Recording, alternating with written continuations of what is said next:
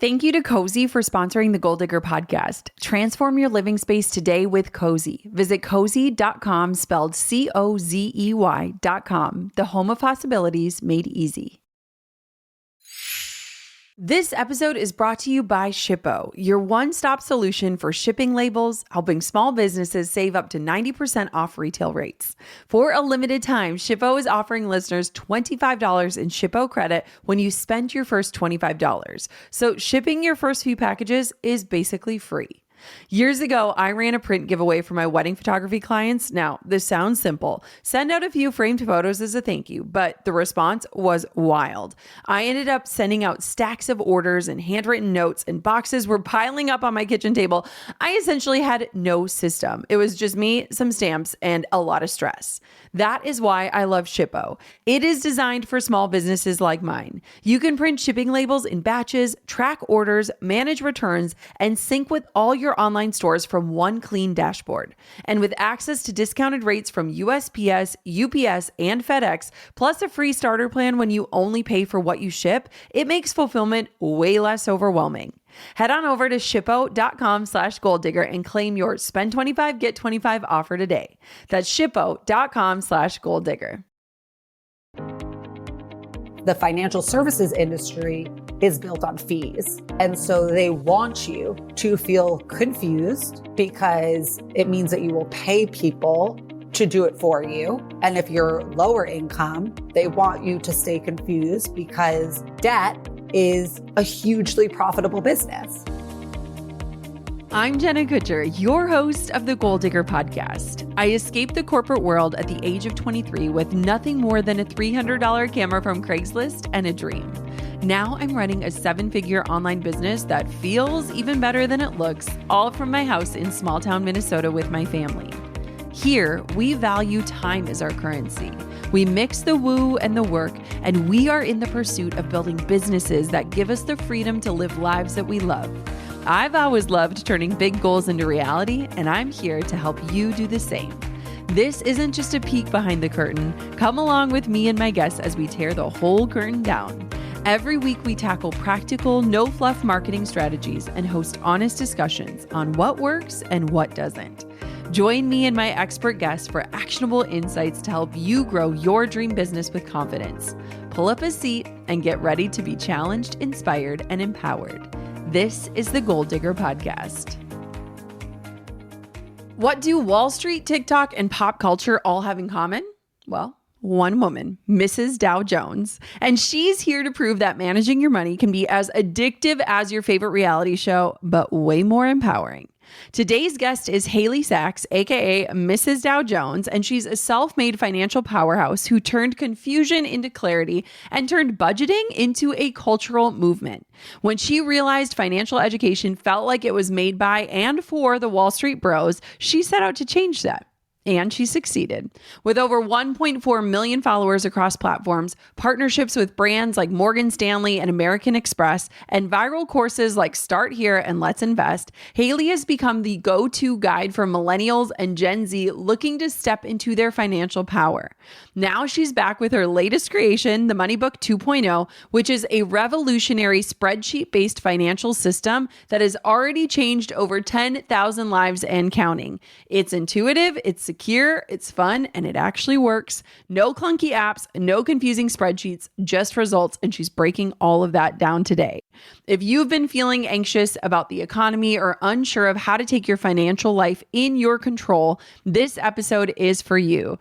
We're digging into how to budget with confidence, how to not be afraid when you're looking at your money, and how to stop feeling behind, making your money work for you. No matter what the headlines say, you've got this, and Haley Sachs is here on the Goal Digger podcast to lead you through it. Let's dive in. Haley, why do you think so many smart and capable women still feel intimidated when it comes to money? You know, the biggest reason that I think women are intimidated by money is just because we are never taught. You know, like the key to any confidence is having any sort of education. And women especially were taught to scrimp and save. We're told to coupon. We're told that we love to buy lattes and that we can't hold on to a dollar. And men, on the other hand, are taught to invest. They're taught to ask for raises. They're taught that they are the breadwinners and that, it is their responsibility and also that they are very capable of earning a living and growing like a fortune. And so I think that's the biggest reason is just lack of education and just sort of that society has somehow gendered money, which is so unfair because money is power. So it sort of goes to the root of women having less power by them gendering it. Yes. Oh my gosh, I couldn't agree more. And I think it's really interesting. I think we're sitting in really interesting times. I'll speak from my own experience, but I can feel the uncertainty everywhere. I think people are just feeling, it just feels weird. It just feels weird. And so I feel like in times of weird, people go back to some of the basics and some of the principles, and they also kind of get a little nervous. And so when we are facing a time where things do feel uncertain, maybe there's a recession coming, who knows, layoffs, just not knowing like where we are headed in the near future, what are some ways that we can start taking back control? Absolutely. I think, I always talk about how your first financial step is just building a buffer, building up your emergency fund, which is just cash that you have on hand. You keep it in a high yield savings account. It's easily accessible to you and it's there for no other purpose except for peace of mind. That is your, I need to leave a bad relationship fund. It's, I need to leave a toxic job fund, but it's also an I got laid off fund, or I need an emergency dental procedure fund, or, it's that, it's Newman's law. Everything that can go wrong will go wrong. And that could mean the economy. It could mean a recession, but it could also just mean, layoffs or pay cuts or reduced hours. And so most Americans, 56% of Americans cannot cover an $1,000 emergency. And so what happens is then when you get into, and most of them view their credit cards as their emergency fund. And the issue with that is that credit card debt is so expensive. And so if you put the cash on hand, if you build that buffer beforehand, then when you need it, it's going to not only be less expensive to use it, but it will also take out so much of the emotional shock and stress when you're in those situations. It's like the most amazing gift that you can give yourself is really that emergency fund. Yes. Oh my gosh. I couldn't agree more in terms of like the cost of our peace too. I think that when you have that accessibility, you aren't so afraid of everything. What would you say though, for people that are struggling to just make ends meet? Like, how do you even get to a place of having an emergency fund? Because I can hear the questions coming in my brain. Totally. When you're in that position of being paycheck to paycheck, you roll your eyes a little bit when someone says, oh yeah, just build a buffer. That's what you should do. And you're like, okay, well, where's that money come from? Like everything that I make is going to bills and to food and to, just getting through this month. So I totally understand that. But I think that any way that the first step is really to drop an anchor and to like look at your finances. I think like even when you're in tough times economically or you are struggling to make ends meet, a lot of the times there's this stress around your finances and it prevents you from like looking at them straight on. You avoid them because it's something that it feels uncomfortable. And because of that, that could mean that maybe there's subscriptions that you forgot that you're paying for. Or, if you actually drop an anchor and you're able to look through your bills, your credit card statements, and figure out where you're at and where your spending is, then you may be able to find some wiggle room. And then I would also say and I think this is especially true for women, is like, we're always taught that if we need to improve our financial situation, that we should cut costs, cut, save, coupon, whatever it is. And I am a big believer in earning more, which again might make people roll their eyes, but hey, guess what? it is actually a lot easier to, I find, to make more money, to side hustle, to try and sell something online, to do these, little tasks that could mean $50 extra in your pocket, $100 extra in your pocket, then, all of the energy that you put into cutting back, and you are abundant. There's so much money out there in the universe. And if you have skill set, which I know, you have such an amazing audience, and each of the women who are listening, they tap into what they're good at. There's got to be something that they could monetize and get paid for. Finding ways to build that up and to bring in a little bit of extra cash will really help you build that emergency fund, help you build that buffer. And so don't just take at face value what you're making as that being your salary. Try to think a little bit outside the box. And I know it sounds stressful and it's, annoying. And if you're already working so much, then the last thing you want to do is work more, which I also understand. I think that a side hustle is unrealistic in that case. But if you do have any bandwidth, I think that trying to find ways to increase your income is always a good idea. Yeah, absolutely. One thing I love about you is you make finance cool. You make it feel fun and approachable, not like that scary kid in the corner that you don't want to meet. And so what has been your secret to helping people not only understand money, but actually learn to care about it? Well, first of all, I think that I come from it. I think a lot of people or a lot of financial experts are people who were born really just naturally good at this. It's those 10-year-olds who are hustling at their lemonade stands, and Warren Buffett bought his first stock at 11 years old. And I was so not that. I was scared of money. I doubted my own ability to make it. I ignored it.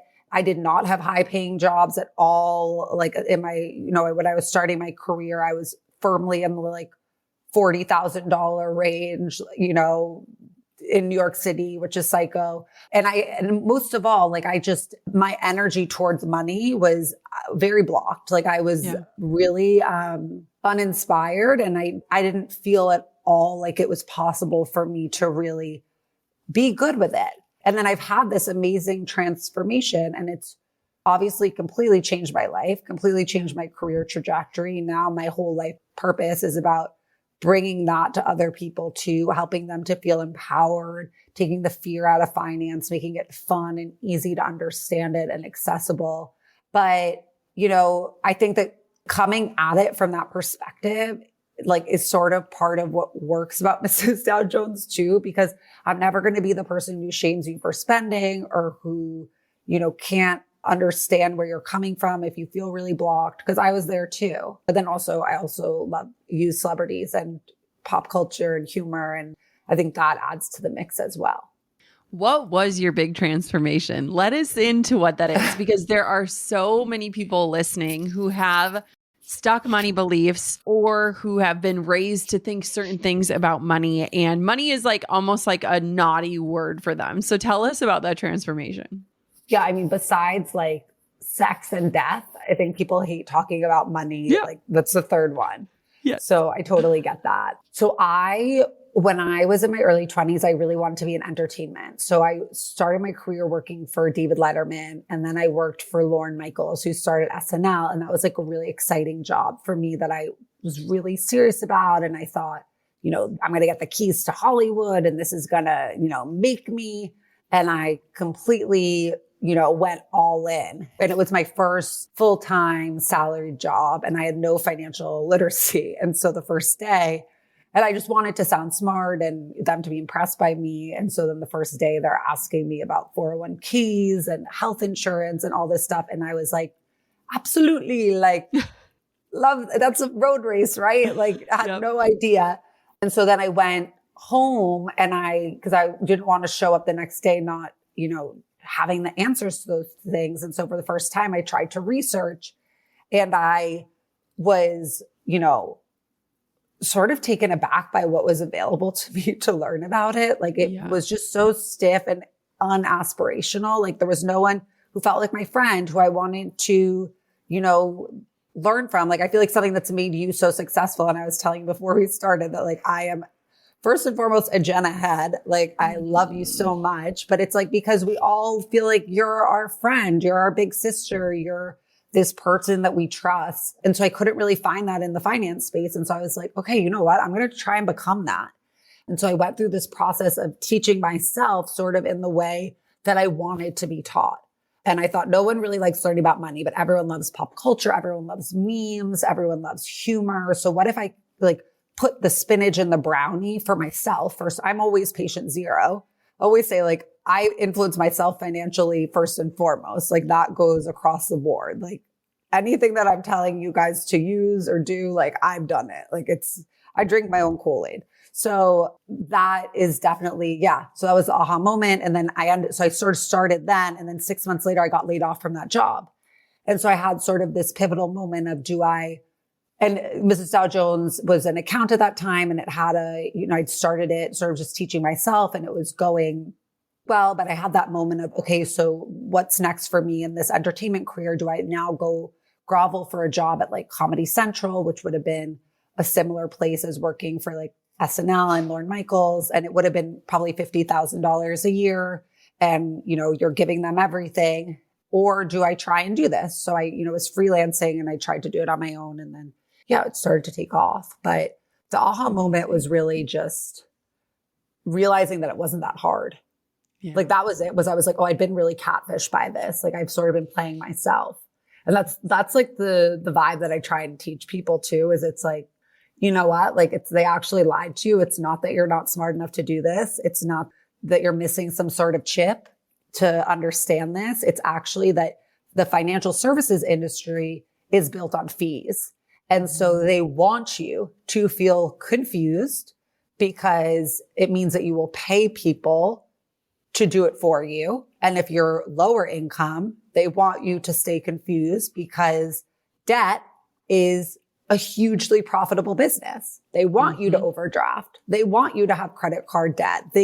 Financial illiteracy keeps this like country going. So, there's forces way bigger than us who are pushing that. And then when you actually like peek behind the curtain, you realize, not entirely sure this actually is so complicated. Seems actually pretty simple. And like anything else in life, you just have to be sort of consistent and patient with it and diligent. And then you'll see great results. I love that. This episode of the Goal Digger Podcast is brought to you by Mercury, modern business banking that helps businesses like mine simplify their finances.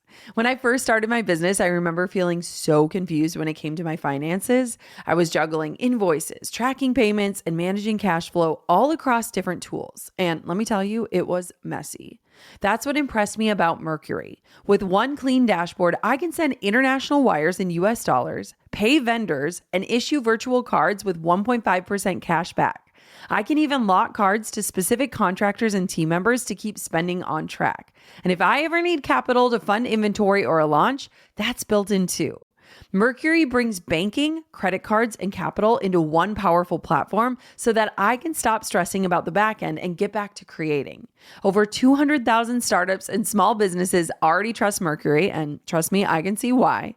Mercury is a fintech company, not an FDIC-insured bank. Check out the disclosure in the show notes to learn more. Deposit $5,000 or spend $5,000 using your Mercury credit card within your first 90 days to earn $250, or do both for $500 in total rewards at mercury.com/goal. That's mercury.com/goal. One of my favorite things about summer is spending time at the lake, and we are in the process of refurnishing our lake house slowly but surely, and I have been obsessed with Cozy lately. When you first find a brand and you think, okay, they totally get me. For me, that's cozy. Their pieces are beautiful, but more than that, they're practical. And as someone who juggles business and motherhood and maybe moving the couch for the third time this month, which Drew can confirm, I need furniture that keeps up. Cozy's modular couches have totally caught my eye. They are designed to adapt, whether your living room turns into a dance floor, a playroom, or your office for the day. I love that you can reconfigure them, add pieces as your space changes, and yes, they have washable covers for the win when you've got kids running around. They are all about being modern, adaptable, and worry-free. They truly open up new home possibilities with furniture that adjusts to your life and not the other way around. And let's be real, your home should be your way, reflecting who you are and how you live. Transform your living space today with Cozy. Visit cozy.com, spelled COZEY.com, the home of possibilities made easy. I love one of the things that you're so passionate about, and I'm like, yes, girl, is budgeting. Budgeting is so amazing. And it's so funny because before I could graduate from college, I had a double major with business and communication, and I had to take a personal finance class. Oh, and good. I think that a personal finance class should be a requirement in high school before you ever go out on your own. Because what we had to do is literally like make a spreadsheet of every expense we have and how much money we're bringing in and where it's all going. And it's so funny because I still have my initial budget. And it was when I entered into the corporate world. I think I was making 50 or 55K a year, and I had student loans, and I was like figuring out everything. I mean, I had a budget for like going to the movie, right? Like this is my movie budget.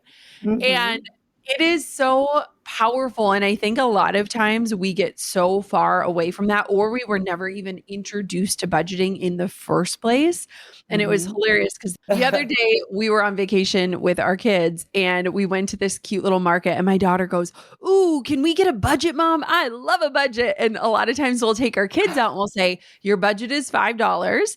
And, they'll hold something up and we'll be like, "Ooh, I'm sorry, that's outside of your budget." And so they have to figure out how are they going to spend their money? And it was so interesting because my 3-year-old ended up saving her $5. She didn't choose anything. And then my older daughter found something that was within her budget. And so it was funny where I'm like, oh, budgeting can absolutely, one, be learned, but two, it can be exciting. It gives you parameters to have an understanding of what is within reach, what you might need to save up for, and do that. So talk about budgeting, because clearly I'm really excited about it. Oh, I love how you're teaching your kids. That's so fun. And I want to know more about your daughter who was like, you know what? Actually, I'm going to keep this. She's 3. I'm like, you know what this means? She's going to be running the world soon. Right. She knows about the time value of money. She's ready to go. Right.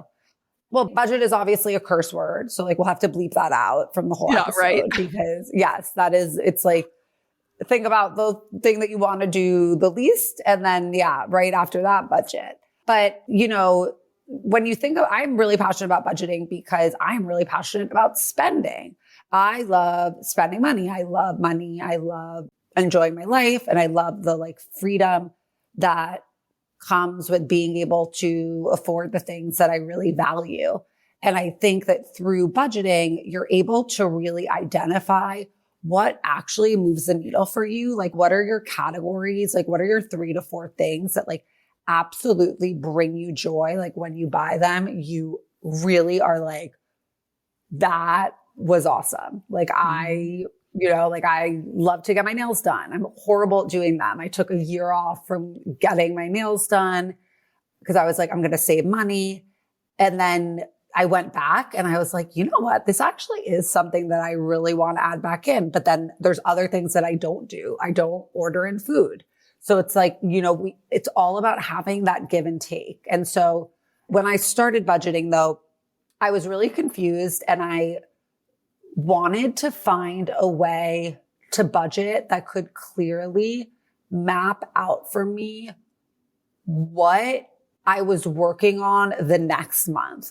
Budgets are so much in the past, but I wanted a hybrid of a budget and a financial plan because it's what good is it to know what I already did? The money's gone and I've got to pay the bills, but how am I improving? And so I started to work on this spreadsheet that is based on the 50-30-20 budgeting rule, which is this rule that Elizabeth Warren created that splits your after-tax income into 3 buckets. So 50% on needs, 30% on wants, and 20% on future you. And as a baseline, it's great. Like, obviously, if you live in really expensive cities, like I live in New York, if you live in Los Angeles or whatever, your 50 and your 30 might be a little bit different because oftentimes you have to spend more on housing. But obviously, by living in those places, you're getting great opportunities professionally. So hopefully in the long run, it's, paying off.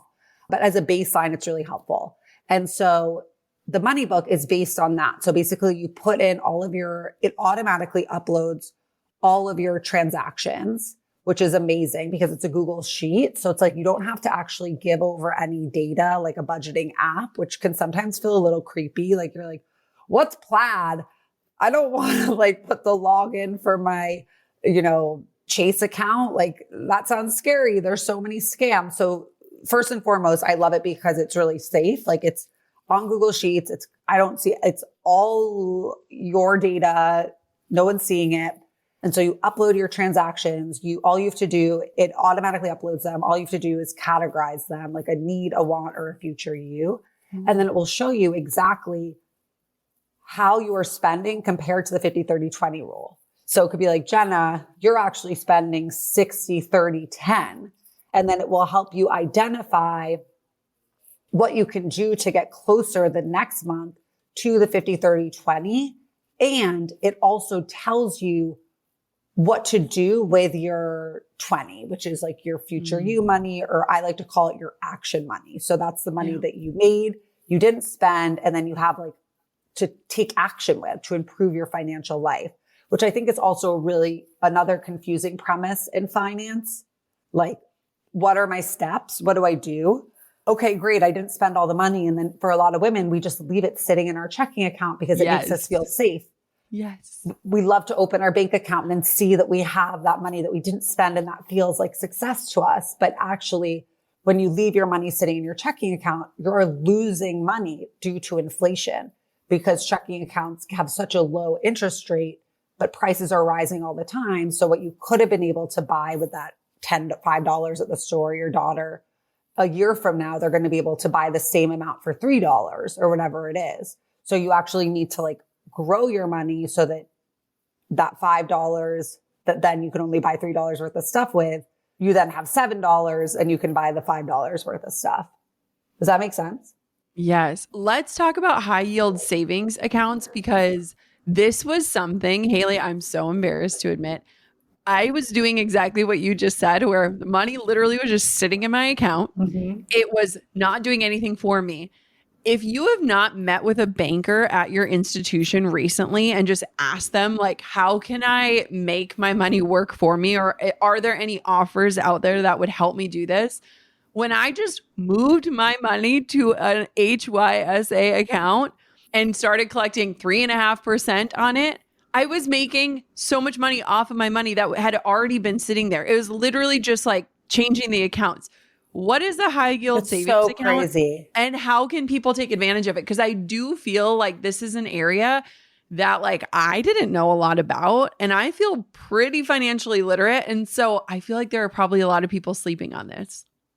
100%. Yes. High yield savings accounts are amazing. They're an account that every single person should have, because the first step in any person's financial journey is building up your emergency fund. Even, just that first $1,000 of cash or that you have set aside in case anything happens.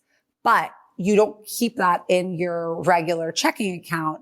You're going to keep it in a high yield savings account, which if a regular checking account, it earns you basically 10 to 100 times more interest on your money. So you're earning pennies in one account, but you could earn dollars in the other.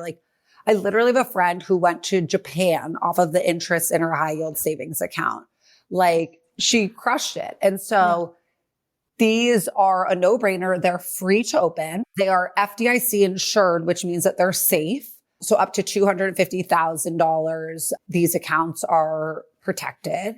They're in online banks usually. If you want, we can put the one that I recommend in the description, which is great. And it's from an online bank. which is great because these banks save money on, they're not giving out pens. They don't have a brick and mortar. And so they're able to pass those savings on to the customer. And you also have really easy access to your cash. So like if you do have an emergency, it's not like you have to wait 3 weeks for it to be available to you. You can get it pretty much instantly. So they're truly a no-brainer. And just opening one is such a powerful first step in your financial journey. It will give you so much momentum. Like the moment that you have a high yield savings account, you just walk down the street, you're like, I got a high yield savings account. Like, look at me. Like I am actually like, I'm a wealthy woman in the making. So, and it will ricochet into other areas and you'll end up taking other financial action. So not only is it such a smart account, but it also will inspire other financial action. And so you basically want to move your emergency fund to your high yield savings account. And then any other money that you're saving for short-term expense, maybe you want to take a trip later this year, or you are planning a wedding, or you want to start your own business. Those funds that you're sacking away, like making money is the hard part, but making money work for you should be easy. And that's where I come in, and it is way more simple than they make it sound. And definitely a high yield savings account is a no-brainer. They are incredible. But one thing to know about them that's important is that the rate does change. So like, if you guys ever read about or like hear about interest rates, and like if you read the news and they're like, the Fed is cutting rates, or, you know, those moments, like whenever rates are cut, then interest rates in your high yield savings account will also go down.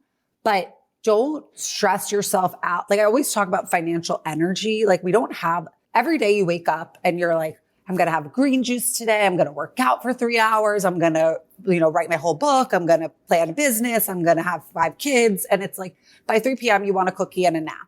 And it's the same thing with financial energy, that like you have all of this momentum, but at a certain point, you're going to tucker out a little bit. And so you have to save your financial energy for the things that really matter. And rate chasing is not a good use of your financial energy. Find a high yield savings account that you like. We're going to link one below. Sign up for it. And don't let the noise get in your head of the rate dropped 1% or 0.1%, or this one has one that's 0.2% more, because ultimately you're going to make maybe $30 more over the course of like a year or 2 years, but it's going to take you so much energy, and that's energy that you could put other places.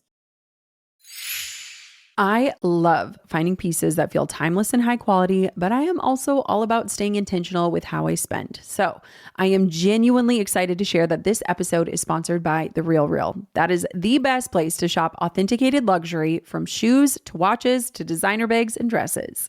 Now, I have been slowly curating those timeless pieces that I know I will wear for years, and The Real Real has become my go-to. I actually just found a gorgeous Jenny Kane sweater that I had been eyeing forever at a price that didn't make me wince.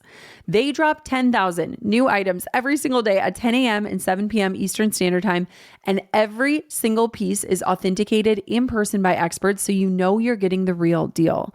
And since it's resale, you're giving beautiful pieces a second life, which is so much better for your closet and for the planet.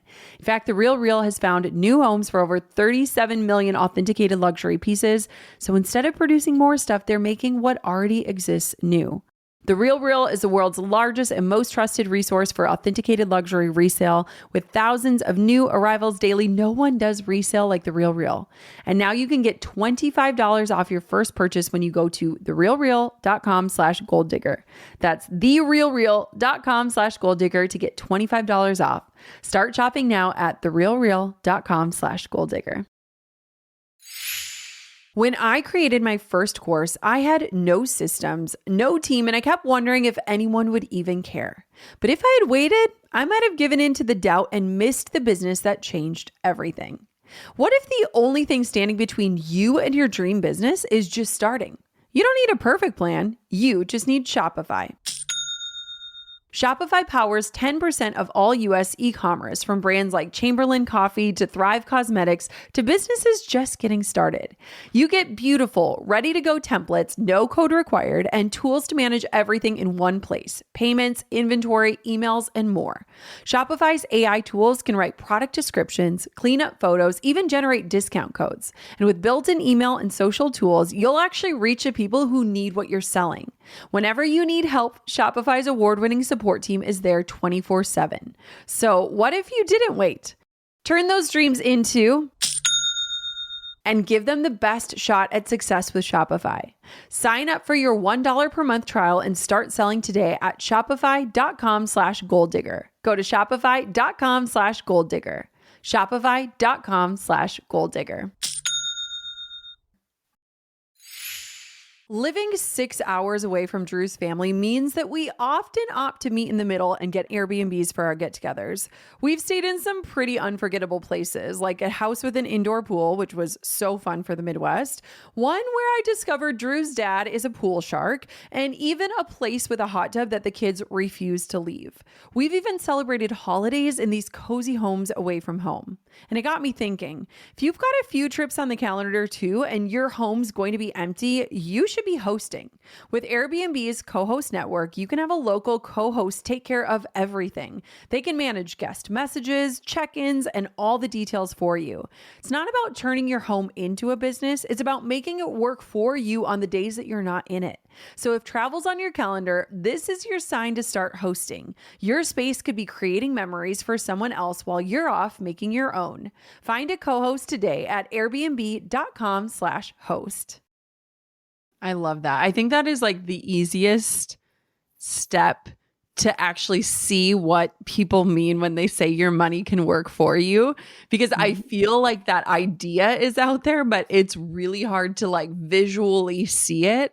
And so a high yield savings account is just like a really great motivator of making your money work for you and seeing the fruits of that labor of like what you said, earning the money in the first place is the hardest. Yeah. Making your money work for you can be an easy step if you're willing to take it. So I love that. A lot of times if you have your savings in your regular checking account, you're like, oh, amazing, I can afford that pair of shoes or whatever. Like it makes you feel like that money is spendable. But because it's in a separate bank account, it's like so off limits. It's not in your psyche at all.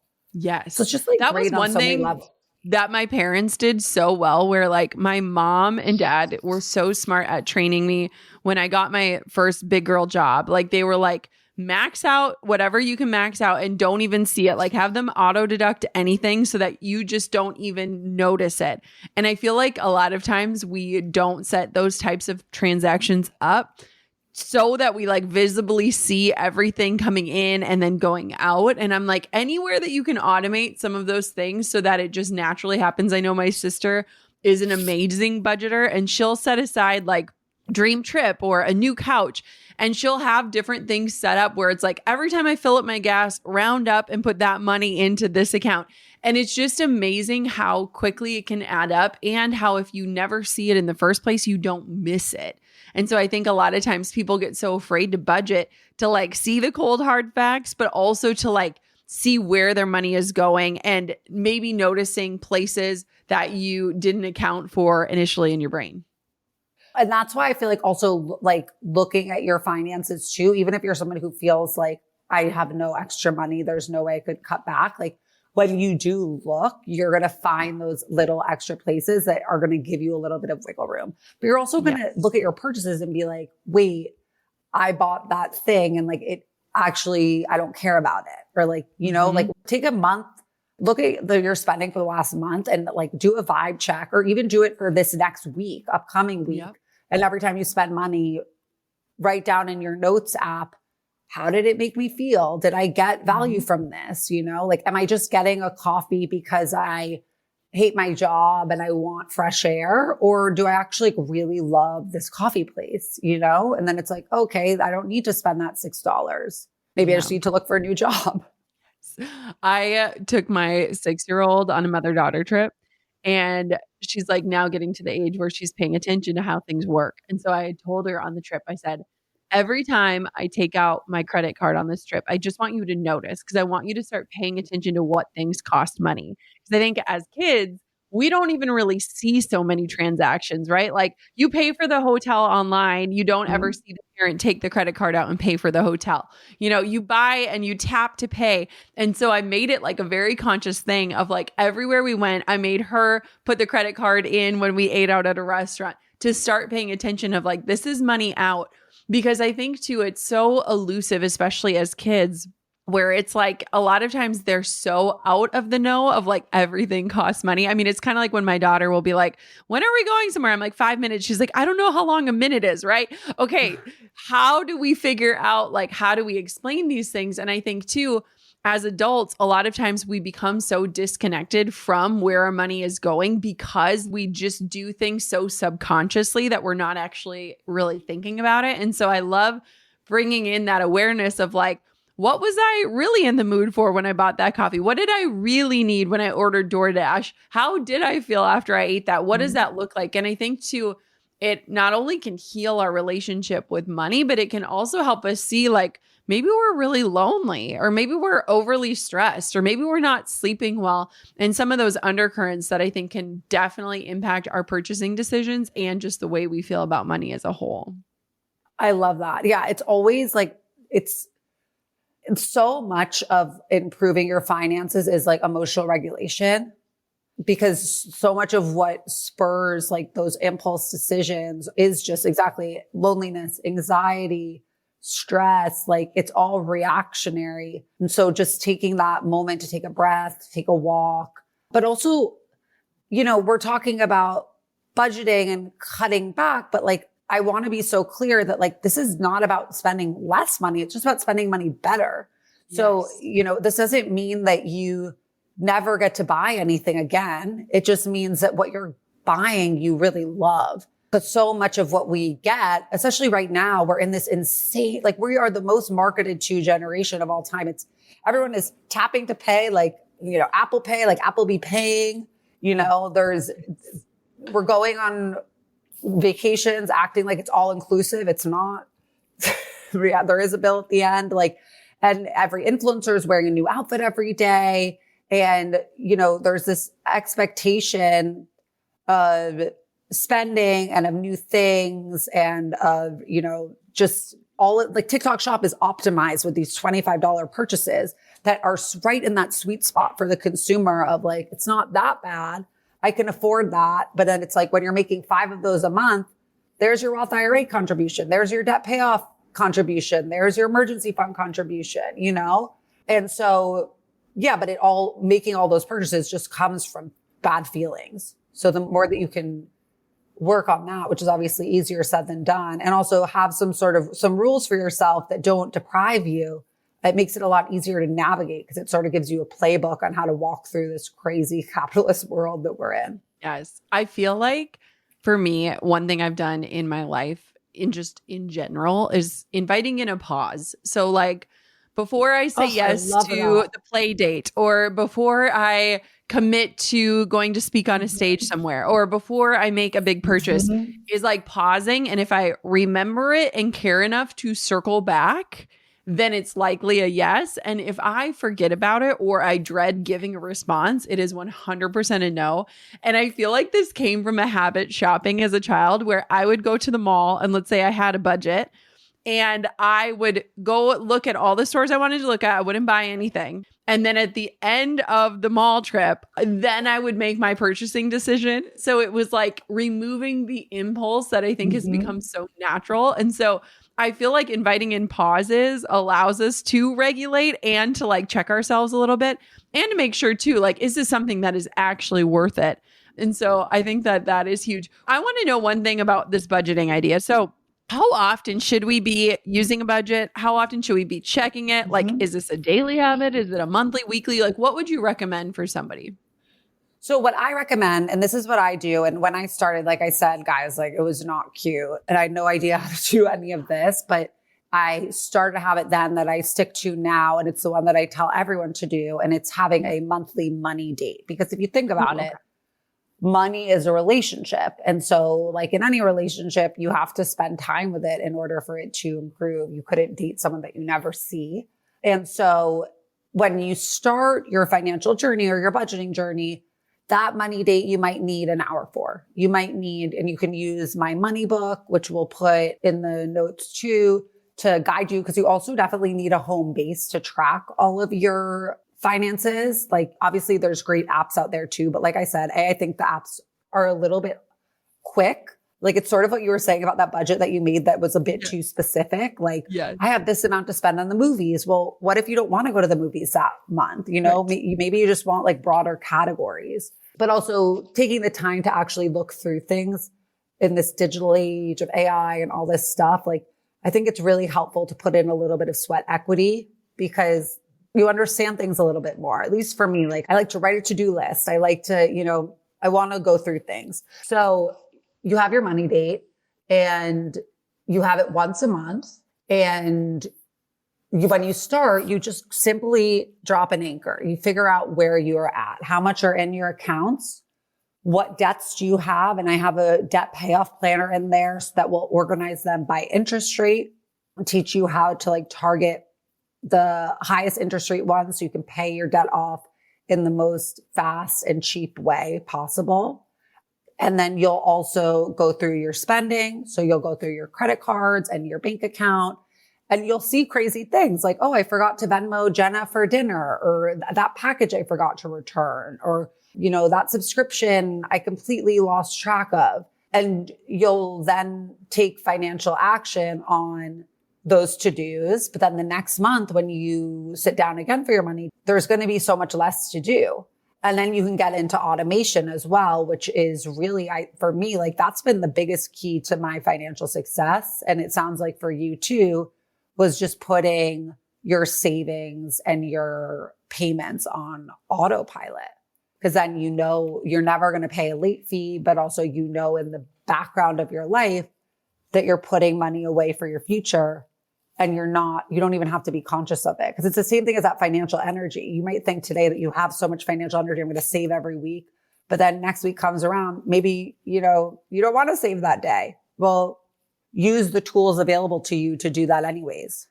Yes. Yeah. Just as you prioritize your Netflix subscription, prioritize your savings and you're making your buffer that you need. It can be really easy. I think what's so interesting to me about money is I feel like it's almost like the monster under the bed of like, people are just afraid to turn the lights on and recognize that like, it's not a monster and it's something that you can work with. And it's almost like that first step is like what's so intimidating. So what is one action that a listener should take today to start to improve their relationship with money or budgeting or just their understanding when it comes to finances? I would say the first action that you can do today is start that notes app. And the next time that you spend money for the next like 2 days, write down how much it was, how it made you feel, what sort of drove you to that. And then at the end of that time, like sort of like those Refiner 29 money diaries, do that to yourself. Yeah. And at the end of that time, see if you could notice any patterns. Because I think like really I always say this with like starting your financial journey. Like, it's like, I can tell you all of here's how much should be in your emergency fund. And here's how to open your high yield savings account. Here's how to pay off debt. But like, it really is at the first and foremost an inside job where you have to work with yourself and it sounds like you had amazing parents, Jenna, who were really on top of like developing your financial confidence and like your business acumen. And like, it shows. And it's amazing that you're doing it for your kids. I mean, correct me if I'm wrong. You're totally right. It was interesting because my parents didn't have a lot. They worked incredibly hard, but they also forced us to learn all of these things on our own. Like, it was like, if I wanted like a different type of toothpaste, girlfriend was buying it herself. And so learning like the value of what do I actually value enough to spend on and the value of hard work, 100%. There are so many things that I've taken from my childhood of like, oh, I understood this so young. I knew what a loan was really young, and so it is so interesting. And I think a lot of us are unforgiving to ourselves for not learning things sooner, but it's like, there's no better time to learn than today, right? And one thing that I love what you just said, Haley, and I think this is it's kind of funny because I just recently did this with my therapist, is when you open up that notes app and you start paying attention, it's called a pattern interrupt. It's literally you interrupting your spending patterns. And I just did this with a habit I wanted to break. And my therapist was like, okay, every time you're going to do that thing, before you do it, I need you to write down where you're at in your headspace. Like, how does it make you feel when you do it, et cetera. And within like 2 weeks, the pattern was disrupted because just that simple pause or knowing that I needed to write it down if I was going to do it made me like, oh my gosh, I don't want to do it. Because I don't want to have to write this down. And so just that pattern interrupt can be so huge, whether it's a habit or it's money. And I love that that's the advice you're giving, because that's something that literally everyone can do today. And it just brings money back into your consciousness in such a cool way. So I really, really love that. I mean, I need the name of your therapist. She sounds incredible, but she does great work. But yeah, so I think but what I was saying is like, you grew up with such a great relationship, but like most people don't have that.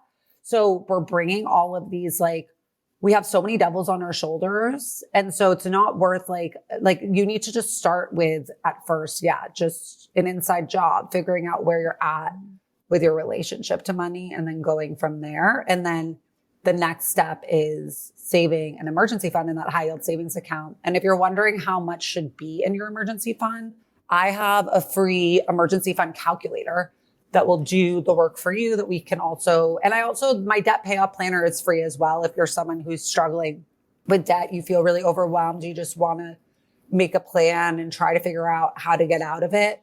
It's helped like over 10,000 people. So we'll put that's free as well too. But yeah, then the next step is really that emergency fund. But any financial progress comes from having action money. It comes from not spending everything that you make. And in order to do that, you have to have some emotional regulation and mindfulness.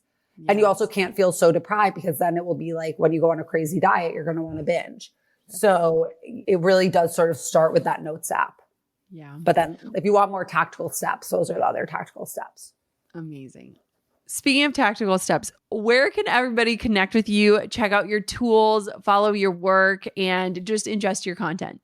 I am everywhere as Mrs. Dow Jones, MRSDOWJONES.